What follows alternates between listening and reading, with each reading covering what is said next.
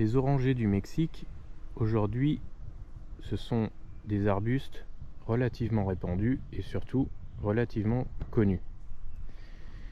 Leur feuillage persistant aromatique plaît beaucoup.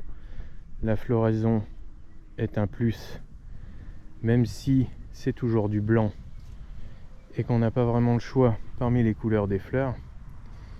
Une variété Apple Blossom est légèrement rosée, mais dans l'ensemble, ce n'est pas une plante très différente. Ici, une plante qui est très à l'ombre.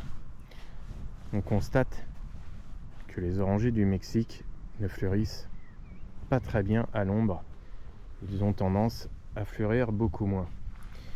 Et même si on regarde son copain, la variété Aztec Pearl, à l'ombre, même constat. Alors celui-ci a un caractère un peu plus méditerranéen, avec son feuillage très fin, mais la floraison c'est pareil, il n'est pas couvert de fleurs, il n'apprécie pas particulièrement l'ombre dense pour fleurir. Encore un Aztec Pearl en plein soleil ici. On voit bien que la plante apprécie vraiment le soleil pour bien fleurir, car ici la plante est couverte de fleurs.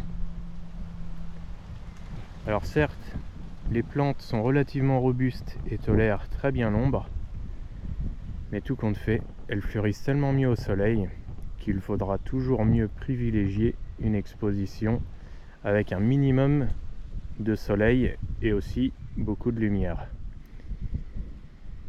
Il est possible aussi que si les plantes soient trop à l'ombre, elles attrapent des cochenilles. Un des problèmes des orangers du Mexique, attention aussi aux jeunes plantes, car les jeunes plantes peuvent se faire dévorer par les limaces et les escargots.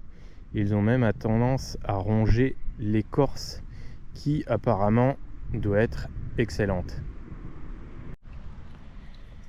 Et enfin, la dernière variété d'oranger du Mexique, la variété White Dazzler.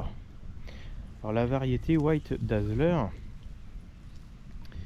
c'est à peu près la même chose que l'Aztec Pearl, mais en dimension plus petite. Alors les fleurs sont un peu plus petites, certes, mais le feuillage est aussi beaucoup plus petit. On peut constater que les feuilles sont vraiment beaucoup plus petites. Quelque part, on peut dire que le feuillage ressemble un peu à du cannabis. Ça fait à peu près le même feuillage en aspect, beaucoup plus épais. Alors, on compare les différentes végétations.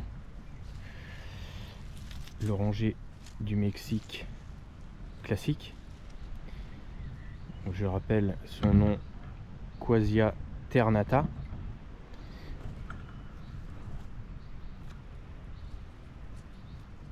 L'Aztec Pearl, qui a un côté beaucoup plus méditerranéen. La floraison est identique et la plante est très ressemblante au Quassia ternata. La différence, c'est qu'il est un peu plus compact, un peu moins vigoureux, un peu plus petit. Le Quassia ternata à grandes feuilles, lui, atteindra facilement 3 mètres et formera une boule de 3 à 4 mètres de diamètre une fois adulte, sachant que la plante n'est pas particulièrement très dense puisque les rameaux sont très souples et l'intérieur de l'arbuste est toujours plus ou moins vide. L'Aztec Pearl, lui, fera environ 2 mètres à 3 mètres adulte, sachant qu'il ne faut pas être pressé car il pousse beaucoup moins vite. Il va faire environ 30 à 40 cm à l'année, alors que le Ternata à grosses feuilles lui peut faire jusqu'à 50 cm à l'année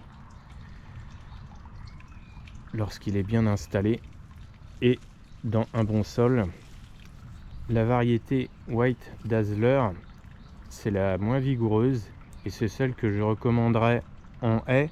Attention toutefois, car ce ne sont pas des plantes très faciles à utiliser, mais en haie c'est l'idéal. Pourquoi? Parce qu'il pousse lentement et une fois qu'il a atteint 1,50 m ou 2 m, vous êtes à peu près tranquille puisqu'il ne poussera pas beaucoup tous les ans. On peut le tailler, je dirais, tous les 2 ans seulement. Il ne fera que 10 à 20 cm à l'année, pas plus. L'avantage du White Dazzler, qui n'est pas encore très répandu mais qu'on trouve assez facilement dans le commerce, c'est qu'il est très compact, il pousse pas vite. Et pour une haie, c'est l'idéal. On peut le tailler en boule, le mettre dans une haie libre. En haie taillée en cube, bien sûr, c'est un peu dommage.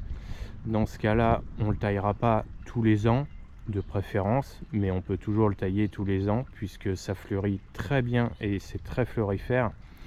Il suffit de ne pas tailler trop court. Si on taille sur la pelouse, sur les tailles de l'année précédente, en principe, on n'a pas de problème, ça fleurit très bien. Alors le sol, attention, il faut tout de même un sol bien drainé. Les orangers du Mexique n'aiment pas les sols trop humides, l'eau stagnante, ils n'aiment pas avoir les pieds dans l'eau. On ne les installera pas au pied d'un bassin ou dans un marécage. Les ennemis, un peu de cochenille, principalement si les plantes sont sous un toit. Alors attention quand on les plante le long d'une maison. Et les limaces, principalement les premières années, car les plantes qui mesurent moins d'1 mètre ont tendance à se faire dévorer très rapidement par les limaces. Autrement, la plante fleurit en avril-mai. On taille dans le courant du mois de mai,